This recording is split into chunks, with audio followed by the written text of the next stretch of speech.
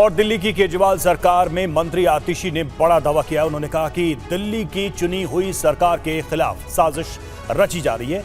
उन्हें विश्वसनीय सूत्रों से पता चला है कि केंद्र सरकार दिल्ली में राष्ट्रपति शासन लगाने वाली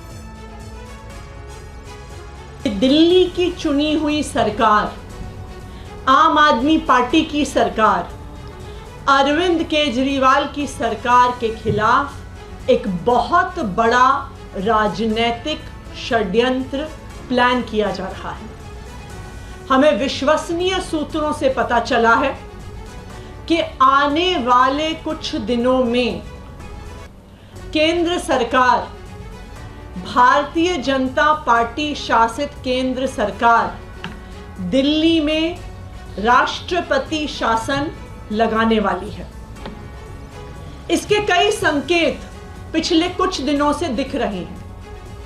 हम पिछले कई दिनों से देख रहे हैं कि दिल्ली में किसी भी अफसर की पोस्टिंग नहीं हो रही है। जो आईएएस अफसर हैं उनकी पोस्टिंग एमएचए द्वारा कंट्रोल्ड होती है, लेकिन पिछले कई महीनों से किसी भी सीनियर आईएएस अफसर की पोस्टिंग दिल्ली में नहीं हुई।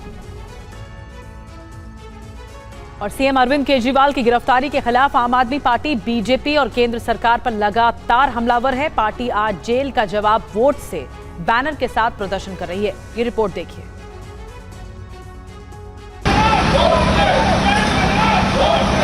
सीएम केजरीवाल की गिरफ्तारी को लेकर आम आदमी पार्टी लगातार प्रदर्शन कर रही है। केजरीवाल की गिरफ्तारी को बीजेपी की साजिश बता रही है। आप नेताओं का आरोप है कि पार्टी को खत्म करने के लिए केजरीवाल को गिरफ्तार किया गया है। दिल्ली में आईटीओ फुटओवर ब्रिज पर आम आदमी पार्टी के कार्यकर्ताओं ने केजरीवाल की गिरफ्तारी के खिलाफ प्रदर्शन किया।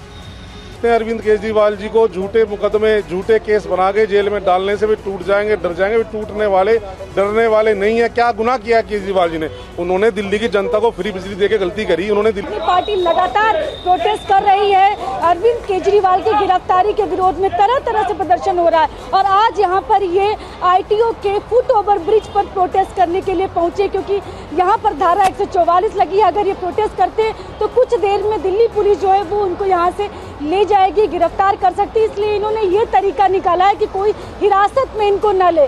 इसके अलावा आपके नेता और कार्यकर्ता दिल्ली में घर घर जाकर जेल का जवाब वोट से अभियान चला रहे हैं।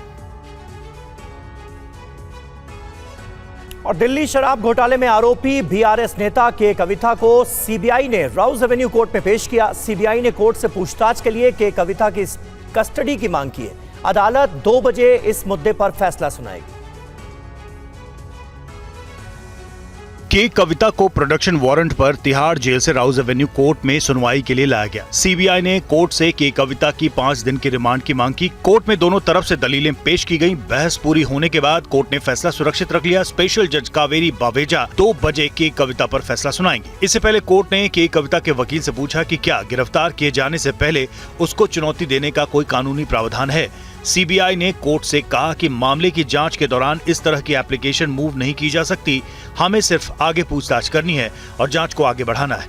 सीबीआई ने कहा कि तिहाड़ जेल में के कविता से जो पूछताछ की गई उसमें उन्होंने सवाल का सीधा जवाब नहीं दिया। सीबीआई ने कहा कि गवाह और सबूत हमारे पास हैं, उसके आधार पर पूछताछ करनी है। सीबीआई ने कहा कि घोटाले में कुछ और लोग भी शामिल हैं जिनका हमें पता लगाना है। इस पर के कविता के वकील ने कहा कि संविधान के अनुच्छेद 20(1) के अनुसार किसी को भी हिरासत में लेकर पूछताछ से पहले उसका भी पक्ष सुना जाए। कविता के वकील ने कहा कि मेरे केस में कानून के प्रावधानों का उल्लंघन हुआ है, संवैधानिक अधिकारों का हनन हुआ है, मुझे रिमांड एप्लीकेशन की कॉपी नहीं दी गई। सीबीआई ने के कविता के वकील की दलीलों का विरोध किया और कहा कि के कविता की गिरफ्तारी गैर कानूनी नहीं है। बिहार के सीएम नीतीश कुमार के चुनावी दौरे को लेकर जेडीयू ने खास तैयारी की है ताकि नीतीश कुमार जनता के बीच जाएं और ज्यादा से ज्यादा लोगों से रूबरू हो सके। लोकसभा चुनाव में नीतीश कुमार प्रधानमंत्री के दौरे के साथ में रहने के बाद भी अब अकेले भी चुनावी यात्रा की तैयारी की है। इसके लिए पार्टी की तरफ से एक खास बस तैयार की गई है। नीतीश कुमार बिहार में मुख्यमंत्री के तौर पर पहली बार बस से चुनावी यात्रा पर जनता के बीच निकले हैं। इस दौरान नीतीश कुमार रोड शो भी करेंगे।